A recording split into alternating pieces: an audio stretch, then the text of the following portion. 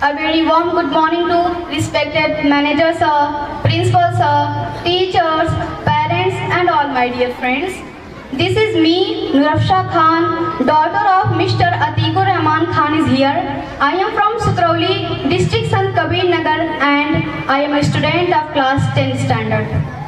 So today we all are gathered here to celebrate 76th Republic Day of our nation. So first of all, I would like to wish you all a very happy Republic Day. तो सभी लोगों ने बता दिया कि आज 26 जनवरी क्यों मनाई जाती है। आज 26 जनवरी 1950 को हमारा संविधान लागू हुआ था, तो क्यों ना आज कुछ बात संविधान की जाए, तो क्यों ना कुछ बात आज अपने मौलिक अधिकार की जाए, अपने फंडामेंटल राइट्स की बात की जाए, ड्यूटीज ऑफ द सिटीजन्स की बात की जाए। तो आज मैं यहाँ फंडामेंटल राइट्स और ड्यूटीज ऑफ द सिटीजन्स के बारे में बोलना चाहती हूँ। मुझे उम्मीद है कि आप सभी लोग अच्छे से सुनेंगे। हर एक देश के हर एक नागरिक को एक कानून के अंदर पहचाना गया है और हर एक नागरिक को हक भी दिया गया है कि उनके जितने भी अधिकार हैं उनको समझ सके और उसका सही से इस्तेमाल कर सके। इसी तरह हमारा देश भारत जो अपने संविधान के लिए पूरे विश्व भर में माना जाता है, उसने भी इसको समान हक, समान अधिकार, समान सुविधा, समान सुरक्षा और बहुत कुछ दिया है। हमारे देश के नागरिकों ने, हमारे देश की सरकार ने हमारे देश के नागरिकों को 6 फंडामेंटल राइट्स यानी मौलिक कर्तव्य दिए हैं, मौलिक अधिकार दिए हैं, जिसमें मैं आपको बताती चलूँ। नंबर 1 राइट टू इक्वालिटी, समानता का अधिकार। नंबर 2 राइट टू फ्रीडम, स्वतंत्रता का अधिकार। Number 3 right to against exploitation, शोषण के विरुद्ध अधिकार। Number 4 right to freedom of religion, धार्मिक स्वतंत्रता का अधिकार। Number 5 cultural and education right, शिक्षा तथा संस्कृति का अधिकार। Number 6 right to constitution remedies, संवैधानिक उपचारों का अधिकार। ये बहुत सारे अधिकार प्राप्त हैं जिससे हर किसी को इस समाज में समान जीने से नहीं रोक सकता। भारत की सरकार ने दिए यहाँ सबको अधिकार हैं, भारत की सरकार ने दिए सबको यहाँ अधिकार हैं, समानता से जीने का यहाँ हर किसी को अधिकार है। भेदभाव नहीं यहाँ, भेदभाव नहीं यहाँ किसी भी क्षेत्र में, आम आदमी भी सुखी है भारत देश में। इसी के साथ हमारे पास फंडामेंटल राइट्स का ऐसा अधिकार प्राप्त है जिसका इस्तेमाल करके इंसान यही नहीं बल्कि पूरे विश्व में भारत का नाम फैला रहे हैं। तो इसके हिसाब से अगर आपको कोई आपके कलर से, आपके रिलीजन से, आपके बैकग्राउंड से नहीं बल्कि आपकी काबिलियत से पहचाना जाता है। तो फंडामेंटल राइट्स में बात की जाए, राइट टू फ्रीडम, तो इसमें हम जहाँ मर्जी चाहे वहाँ जा सकते हैं, जो मर्जी चाहे वो कर सकते हैं और गवर्नमेंट के बहुत से ऐसे लीगल काम को देख सकते हैं, बहुत सारी जानकारी भी हम हासिल कर सकते हैं।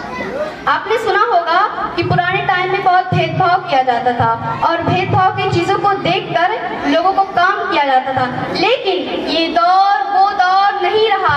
आज जो मेहनत करेगा, आज जो संघर्ष करेगा, कामयाबी उसी की होगी और वही कामयाबी की चोटी पर होगा। इसी के साथ बात की जाए, हमारे पास संपूर्ण अधिकार भी हैं, हम जहाँ चाहे वहाँ जा सकते हैं, जो मर्जी चाहे वो कर सकते हैं। उसके बाद बात की जाती है कि मानव अधिकार आयोग का असर कम नजर आता है, मानव अधिकार आयोग का असर कम नजर आता है, आज भी छोटू मुझे चाय की दुकान पर नजर आता है। तो उसके बाद बात की जाए कल्चरल एंड एजुकेशन राइट की, तो इसमें हर व्यक्ति को पढ़ने का अधिकार है और गवर्नमेंट फ्री एजुकेशन को भी लागू कर रही है और बहुत कोशिश कर रही है। इसमें हर बच्चे को पढ़ने का अधिकार प्राप्त है और इस अधिकार को हमसे कोई छीन नहीं सकता है। शिक्षा तो हथियार है, शिक्षा तो हथियार है जिसे चलाने का हर किसी को अधिकार है। शिक्षा तो हथियार है, इसे चलाने का हर किसी को अधिकार है। इसकी शुरुआत करनी है, बाद में मिलने वाले मीठे फल का तो सबको इंतजार है और हम इससे अपने लैंग्वेज और कल्चर को भी हम प्रदर्शित कर सकते हैं। और उसके बाद बात की जाए राइट टू कॉन्स्टिट्यूशन रेमेडीज, इसमें अगर आपको कोई आपके राइट का हनन करता है तो आप उसके खिलाफ कार्रवाई कर सकते हैं और स्ट्रिक्ट से स्ट्रिक्ट एक्शन ले सकते हैं। और अगर कोई इंसान किसी बच्चे की पढ़ाई रोकने या फिर चाइल्ड लेबरिंग या भीख मांगने जैसी चीजें करता है तो वही बच्चा उस इंसान के खिलाफ स्ट्रिक्ट से स्ट्रिक्ट एक्शन ले सकता है, सख्त से सख्त कार्रवाई कर सकता है। तो ये तो हो गई फंडामेंटल राइट्स की बात, जिसमें हमने अपने बहुत सारे अधिकार देखे हैं और इस शब्द का बार बार प्रयोग किया जाता है। तो अब सवाल आता है कि देश के सभी लोग इसका इस्तेमाल करते हैं, क्या देश के सभी लोग इसको जानते हैं? तो इसका सरल सा जवाब है नहीं। आपने देखा होगा बहुत से ऐसे गांव में बहुत से ऐसे बच्चे मिलते हैं जो पढ़ नहीं पाते हैं, और बहुत से ऐसे बच्चे भी मिलते हैं जो पैसों की लालच में काम करते हैं। तो एज अ सिटीजन हमारा ये हक बनता है कि हम वोट की अहमियत को पहचाने और उसका सही से इस्तेमाल करके एक अच्छे नेता को चुने, ताकि हमारा देश विकास की तरफ जाए, डेवलपमेंट की तरफ जाए। हिंदू मुस्लिम सिख ईसाई सबको समान लिखा है, हिंदू मुस्लिम सिख ईसाई सबको समान लिखा है, मिटाकर जाति पाति भेदभाव बाबा साहब ने संविधान लिखा है। So at last I would like to say some articles which are based on education and present in constitution। अब अंत में मैं कुछ अनुच्छेद के बारे में बताना चाहती हूँ जो संविधान में उपस्थित हैं और शिक्षा से रिलेटेड हैं।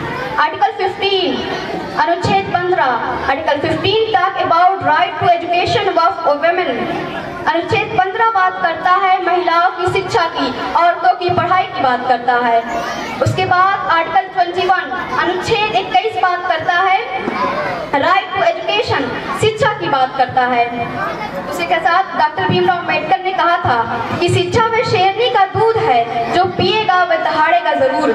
और उन्होंने ये भी कहा था कि पैर में जूते ना हो चलेगा, लेकिन आपके हाथों में किताब जरूर होनी चाहिए। लड़ने के लिए पढ़ना होगा, पढ़ने के लिए लड़ना होगा, लड़ने के लिए पढ़ना होगा, पढ़ने के लिए लड़ना होगा। किताबें तो बहुत सी पढ़ी होगी आपने, लेकिन हक और अधिकार जानने के लिए संविधान पढ़ना होगा। मैं उस देश की नागरिक हूँ जिसके होठों में गंगा और हाथों में तिरंगा है, वो देश जो कभी सत्यम शिवम सुंदरम, कभी पंजाब सिंध गुजरात मराठा द्रविड़ उत्कल बंगा है। मैं उस देश की नागरिक हूँ जो ठुकराए हुए लोगों की शरण स्थली बन जाता है और 7 समंदर पार अपने परदेशियों को भी ब्रदर्स एंड सिस्टर्स कह के बुलाता